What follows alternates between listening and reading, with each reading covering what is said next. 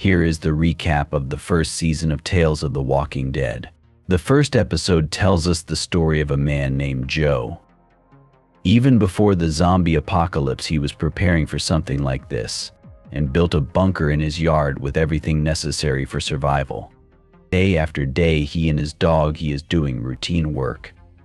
But after a while, the faithful friend, being already old, dies at the hands of walkers. Joe, from loneliness and grief, begins to fall into depression and soon remembers about the woman he was in love with in the past. He met her online at a survivalist forum, and she called him to meet her in person, but he was scared and decided not to go.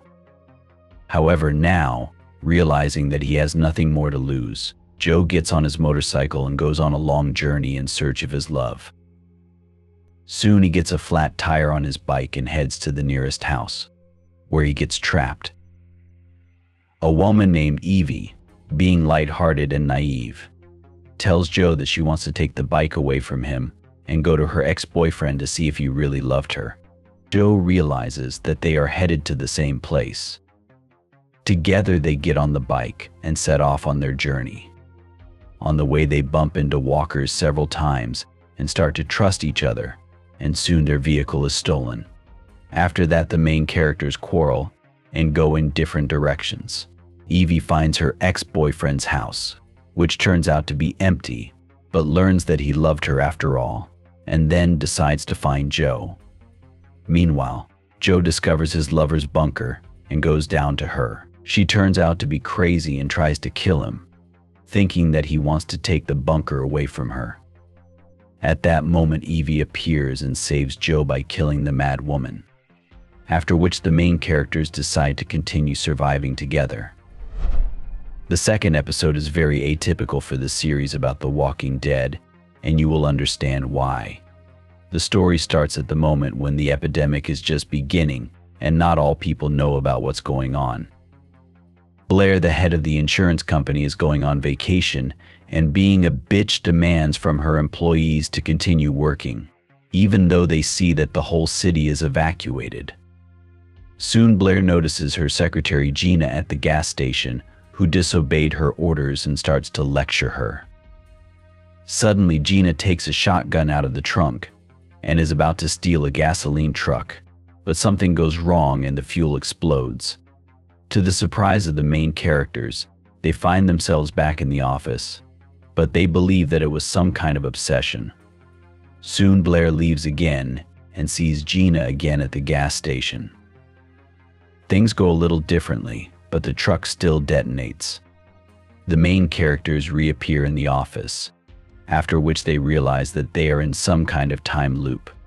Blair thinks it's Gina's fault that they keep dying, and Gina thinks her boss is interfering with her. A series of deaths occurs, where Gina tries to steal a gasoline truck in various ways, and Blair wants to stop her. And they notice that they have not once managed to live until 5 o'clock in the afternoon. After a while, the main characters give up and begin to feel sympathy for each other. They unite, and eventually they manage to steal a gasoline truck. However, they soon notice a huge crowd of walkers chasing people on the highway. They decide to sacrifice their truck and set the zombies on fire to save people, then realize that they were able to survive the 5-hour mark. Then they team up and head to Gina's relatives. In the third episode, we are told about Dee's adventures before she became Alpha in The Walking Dead. We already know that during the apocalypse she had to kill her husband, almost in front of her daughter Lydia, to protect her. After a while, they end up on a steamship run by Brooke. This woman has assembled a balanced group on her ship, which is engaged in everything necessary for survival. But being naive, she does not allow the possibility of being attacked by people. Dee, already a bit cuckoo, suspects the bartender, but no one believes her. Not even her daughter, who is afraid of her mother.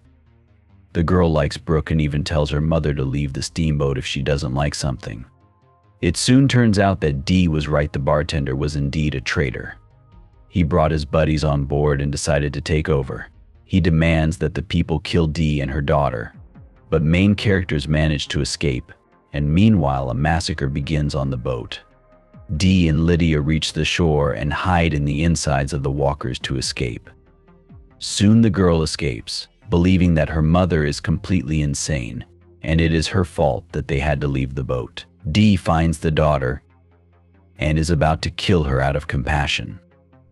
However, suddenly people in zombie suits appear and Whisper orders her to let her daughter live, after which they knock Dee out. The fourth episode tells us the story of Dr. Chauncey Everett, who is studying the walkers. Living alone in the woods, he tries to understand their psychology and behavior pattern. For this purpose, he has attached GPS beacons to several zombies, keeps a constant video recording with the help of drones, and makes all kinds of reports. Soon he notices a woman running away from the walkers, and she is attacked by one of his test subjects, number 21. He doesn't want her to kill it, so he saves the main character. Amy feels really bad, and it turns out she ate the wrong medicine. Everett is not eager to help her, but he has no other choice. Soon the man tells us that there used to be more researchers, and they learned a lot of interesting things about walkers, like the fact that they're always teaming up in packs, and that they have roles, such as listeners who guide the horde, defenders who attack their victims, and that the first zombies don't eat the corpses completely and leave some food for their pack. When Amy comes to her senses, she asks him to escort her to his camp, but upon arriving there, Everett informs her that a horde of walkers will soon arrive here and all people will die. He offers the woman to go with him and save herself, but she refuses and wants to help her people. After a while, Everett comes to the camp and sees that everyone is dead, including Amy. And yes, we learn that the zombie number 21 is his former colleague and mentor. The episode begins with the main character waking up in the woods handcuffed to a zombie, who for some reason has a melted face and therefore can't bite a man. He doesn't remember how he got here or even who he is because of his head injury. It turns out that there are people with flashlights wandering around looking for him and shouting that he is a murderer. The main character decides to escape, and on the way to the nearest town remembers the number of the house where he lived, and that his name is Devon. The man goes inside and sees signs of a struggle on the floor. He has flashbacks in which he remembers that in the past he was rescued by two sisters, Amanda and Nora. He fell in love with Nora and lived for a while in this community. In the present time, a man in Amanda's house gets rid of a zombie and hears a noise coming from the basement. Then he goes down there. There he discovers the walking corpse of a small boy, but at that moment he is found by the villagers. When he regains consciousness, he is tied up and people accuse him of killing several children of the community. He swears he didn't do it, but the people decide to execute him in a very subtle way.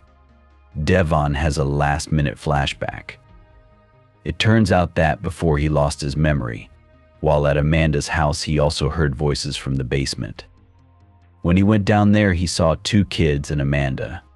One of the boys tried to run away and Devon wanted to stop the woman.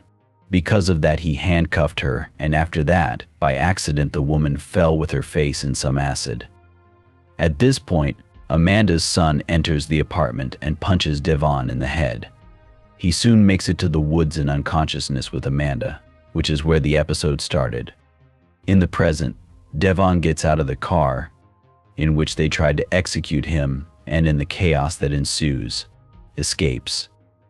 He finds Amanda's son and realizes that he was actually the one who killed the children. Devon eventually proves to the entire community that he is innocent and shames them, after which Amanda's son is executed. Toward the end of the season, we are told the story of Eric and Adelia. The couple is trying to escape from the Walking Dead and doesn't know where to go. The girl remembers that an old woman lives nearby who practices witchcraft. They beg her to take them in, and she agrees. During dinner, however, Eric demands that the woman let them stay longer and begins to be rude to her, causing her to choke to death. Throughout the episode, the couple begins to go insane, as if someone has cursed them. Idalia constantly sees the ghost of an old woman who demands they leave her house, and Eric is annoyed by a parrot that won't shut up. In the end, both of them think that their soulmate has gone cuckoo and attack each other, after which they are bitten by walkers in the basement and die. And we still don't know if it's all mystical or not. This is the end of the first season. Don't forget to subscribe to the channel and click the like button. Thanks for watching. Goodbye.